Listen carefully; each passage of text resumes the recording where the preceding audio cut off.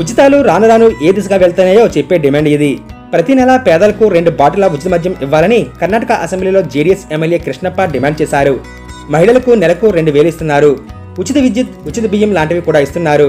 కానీ వారు మద్యం కోసం ఎక్కువ ఖర్చు పెట్టుకుంటున్నారని, అందుకే పేదలకు ప్రతి నెల 2 బాటిళ్ల ఉచిత మద్యం ఇవ్వాలన్నారు. కృష్ణప్ప డిమాండ్ విని మిగతా సభ్యులంతా అవాక్కయ్యారు. ఆయన కామెడీగా అన్నారని అనుకున్నారు అంతా.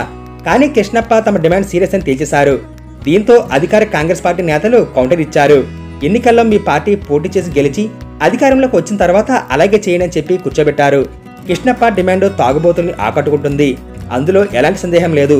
రేషన్ బియ్యం ఇచ్చినట్లుగా ఉచిత మద్యం కూడా ఇస్తే చాలన్నట్లుగా కొంతమంది తీరు కూడా ఉంటుంది. ఉచిత పథకాల లక్ష్యం ఓట్లు సంపాదించడమే. రేపు రాజకీయ నేతలు తమకు ఓట్లు రాలుస్తాయనుకుంటే ఉచిత మద్యం స్కీమ్ను నిర్మోహమాటంగా ప్రకటిస్తారు. పేదలు ఖర్చు పెట్టుకోకుండా ఈ ఏర్పాటు చేస్తామని కూడా చెబుతారు. అయితే ఏ రాష్ట్రమైనా ప్రస్తుతం మద్యం ఆదాయం ద్వారానే సంక్షేమ పథకాలు అమలు చేస్తుంది. వాటిని కూడా ఉచితంగా పంచితే ఎలా అన్న ప్రశ్న పాలక స్థానంలో ఉన్నవారికి కూడా వస్తుంది.